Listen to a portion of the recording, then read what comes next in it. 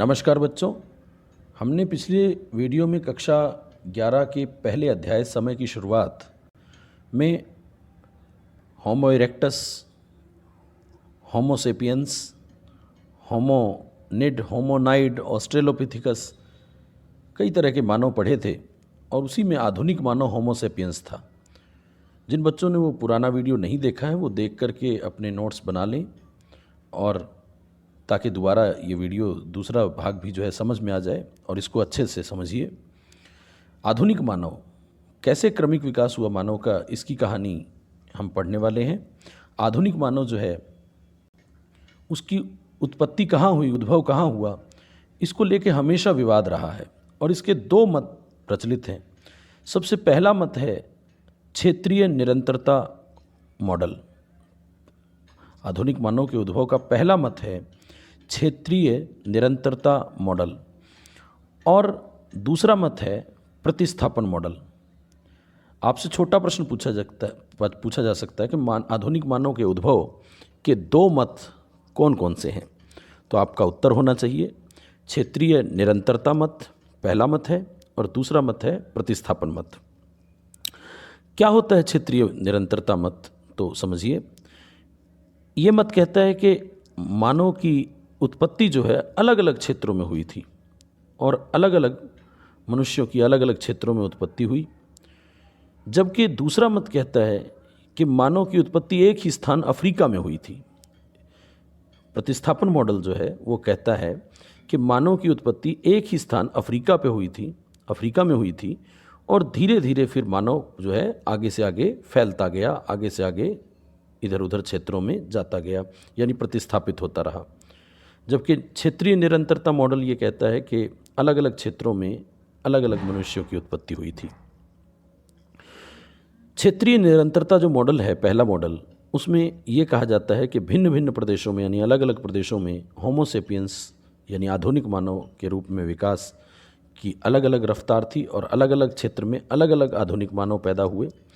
इसीलिए दुनिया के अधिकांश जो आधुनिक मानव हैं उनमें आज भी अलग अलग स्वरूप दिखाई देता है। जैसे होमो इरेक्टस, हाइडेलबर्ग्स समुदायों में पाई जाने वाली विभिन्नताएं क्षेत्रीय निरंतरता मॉडल को बताती हैं।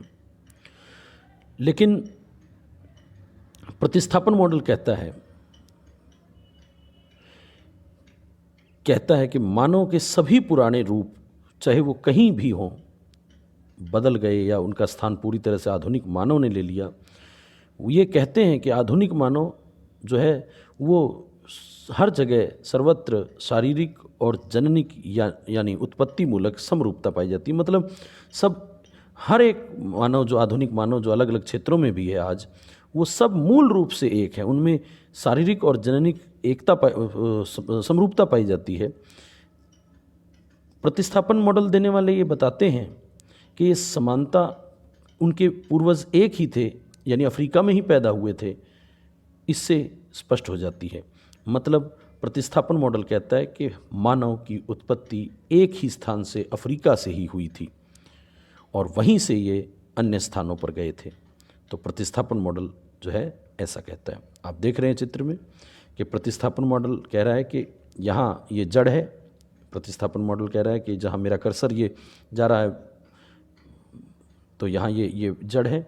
यहाँ मानव की उत्पत्ति हुई अफ्रीका में और अफ्रीका से ही वो मानव यूरोप में फैल गया, वही एशिया में चला गया। तो मूल उत्पत्ति एक ही जगह हुई और वो अफ्रीका में हुई। ये अफ्रीका का कॉलम है, अफ्रीका से एशिया में भी चला गया, अफ्रीका से यूरोप में भी चला गया, यानी ये प्रतिस्थापन मॉडल कहता है।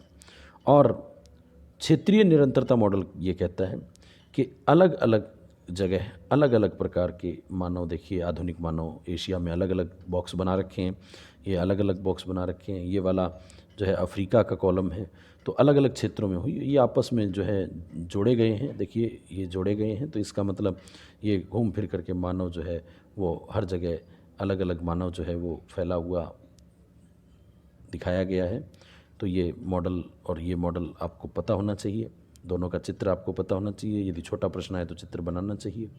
तो क्षेत्रीय निरंतरता मॉडल जो है कहता है कि अलग अलग क्षेत्रों में मानव की अलग अलग उत्पत्ति हुई जो क्षेत्रीय निरंतरता मॉडल में समझाया गया है। धन्यवाद। आगे हम फिर अगले टॉपिक के साथ मिलेंगे। आप जो है इसकी तैयारी कीजिए। आज का प्रश्न जो इसमें से आपको नोट करना है वो है कि प्रतिस्थापन मॉडल, आधुनिक मानव का उत्पत्ति का प्रतिस्थापन और क्षेत्रीय निरंतरता मॉडल को समझाइए। धन्यवाद।